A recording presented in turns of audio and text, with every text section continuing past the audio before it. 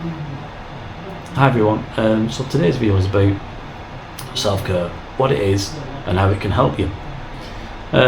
So starting off, I am a massive fan of self-care ultimately. It's something I like to sing about from the rooftops as and when I can. I feel it's one of the most single important things that any of us can ever do for ourselves. I think it ties in with self-worth and self-love ultimately, and again it's something I'm a really big advocate for. I like to try and find that in my clients in my therapy room, for them to find it within themselves, and then to build on it and grow it so that we can all become more rounded, more healthy individuals. And I think self-care is the core to it all ultimately. And one of the things that I've noticed with my clients as well is that when I do ask them this question, tell me about your self-care routine, what I often get is, what's that? Or I don't have time, or I'll be okay. It's normally some kind of response like that that's of a negative kind of connotation really.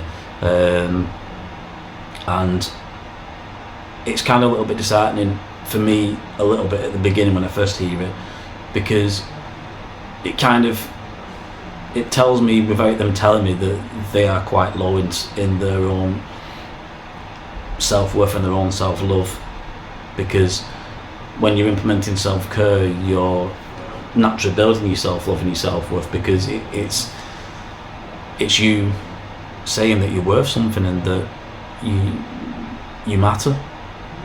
So when I hear this, but then I also think it's also a good starting point as well, because at least we know where we're at and we can kind of build on that.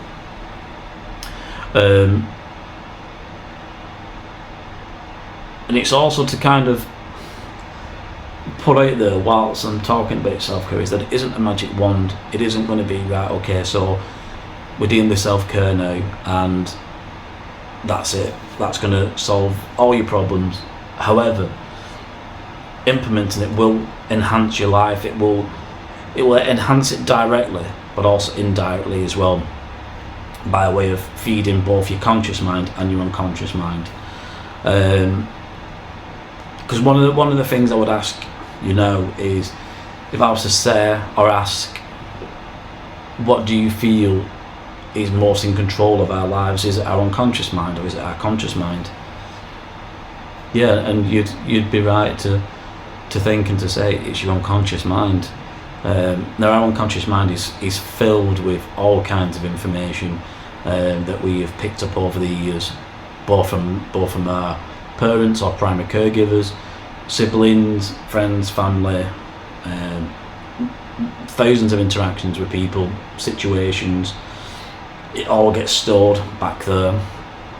And the more positive and healthy interactions and attachments and connections we've made, generally speaking, that will feed through into our conscious mind and help us to make better informed decisions.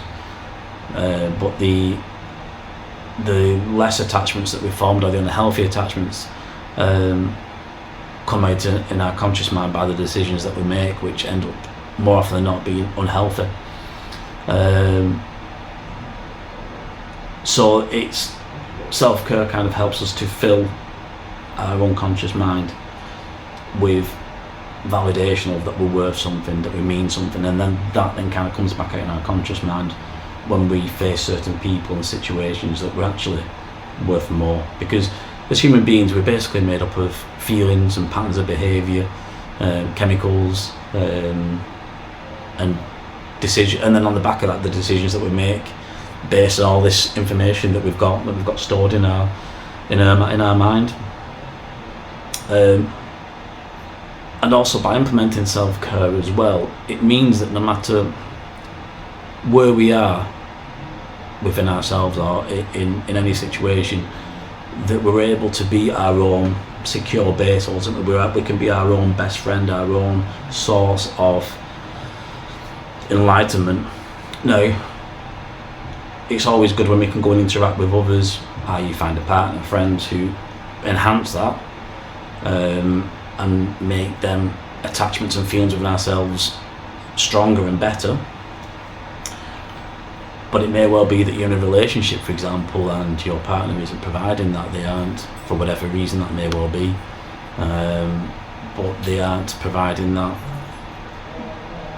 support, that love, that feeling that you need to feel as though you're worth something. In actual fact, it may well be a toxic relationship, and there may be a toxic partner, and may actually be taking more from you.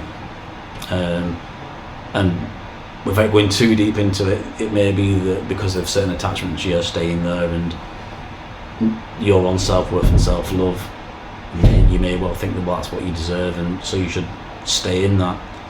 I mean, I may well do another video on that kind of thing, trauma bonding and toxic relationships, and to do with attachments and all that. So, but the point being is that it may well be a little blip in the relationship, and you just need to find some self-love and self-worth for yourself.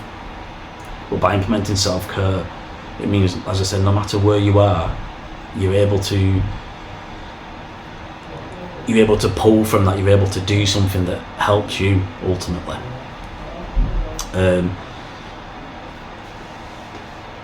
So now that I've kind of spoke about it a little bit, and the importance of it and the value of it and what you can gain from it, you may well be there thinking, well, what can I do for self-care? How can I get started? I don't really know what to do. So this is an exercise I do with my clients. I also speak to people about it as well, but what I would advise and suggest is we start with 4 questions.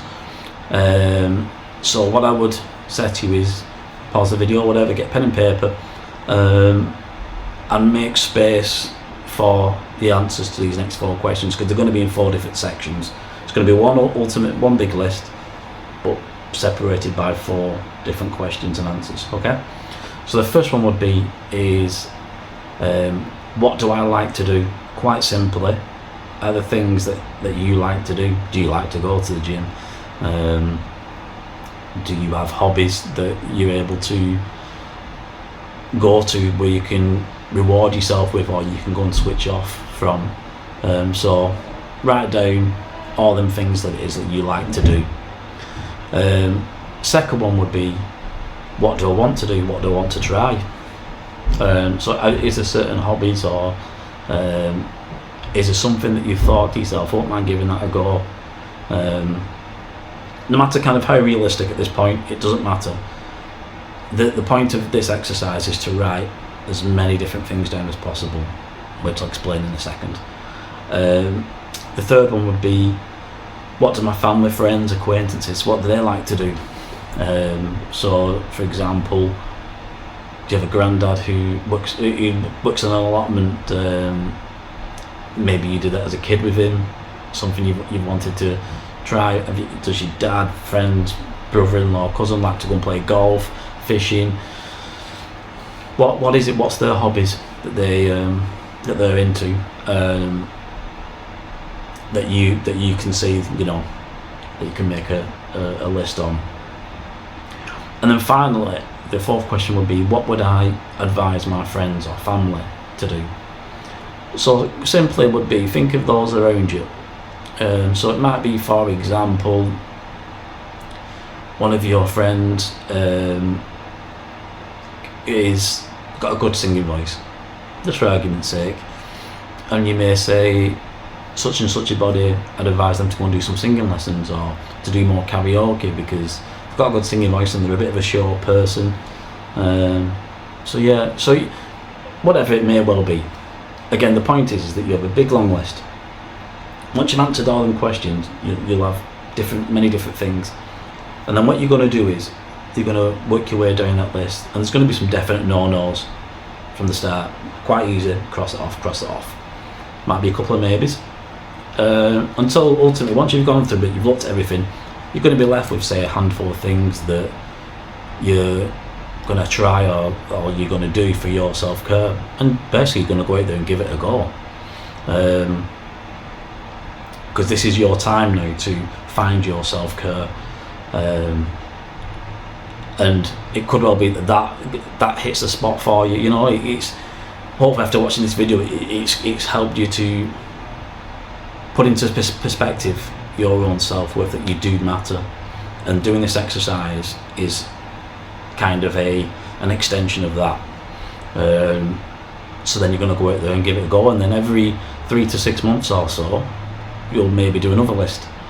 Depending on how your self-care is and your activities, you might have time to maybe slot something else in. Something might have dropped off. So yeah, it's basically figuring that out for you, and kind of see how you get on with it. Another way for self-care, and it's an important one, is setting boundaries. Setting boundaries with situations and people, ultimately. And it's learning to say no, because self-care also comes by way of protecting ourselves.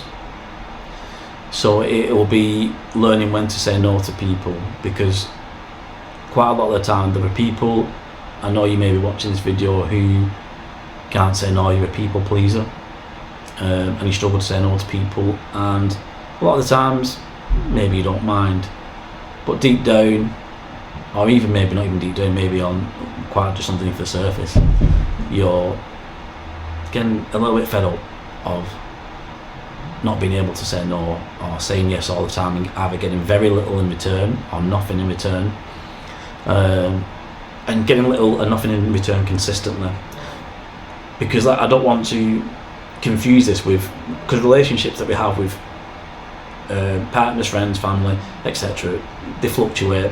Sometimes we can give a little bit more, sometimes we can't, sometimes we take a little bit more. What I'm saying is,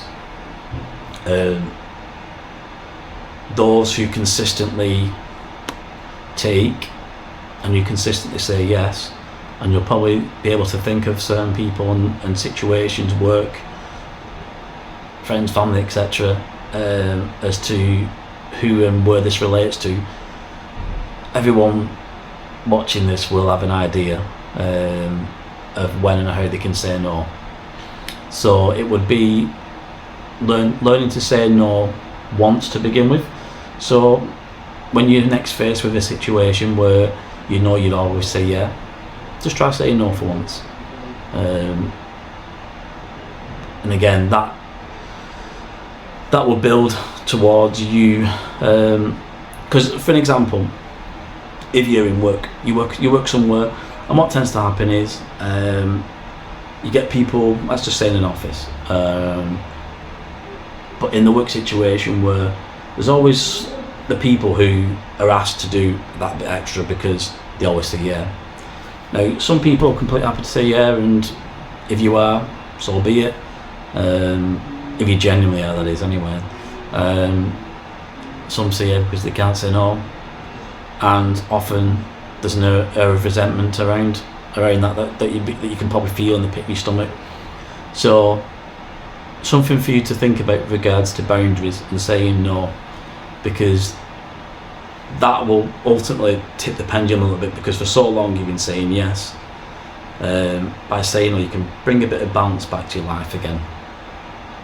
So that's something that I also wanted to kind of mention as well. So finally, just to kind of reiterate that self-care ultimately helps us to recharge our batteries, because we are beings made of energy, and we need to find whatever we can use as our fuel to recharge us, to boost us. And for those that don't have self-care, you're constantly just exerting energy. But with self-care, it kind of helps you just to give yourself that little bit of a boost. It helps to give you that little bit of a lift as and when you need it. But then in the long term, by doing this repeatedly, you'll begin to understand and feel that you're worth more than what you're currently getting right at this point. So look to implement some self-care routines. Let me know how you get on, because as I said, this will enhance your relationships, both first of all with yourself, but with those around you. You'll start to feel more in an authentic place of where you belong, because your worth will start to be increased. So it'll be from being from low, bring it back up to at least the middle. So on that last note, don't forget to make sure you do prioritise yourself, and you won't regret it. So please like, subscribe, share, and thanks for watching, everybody.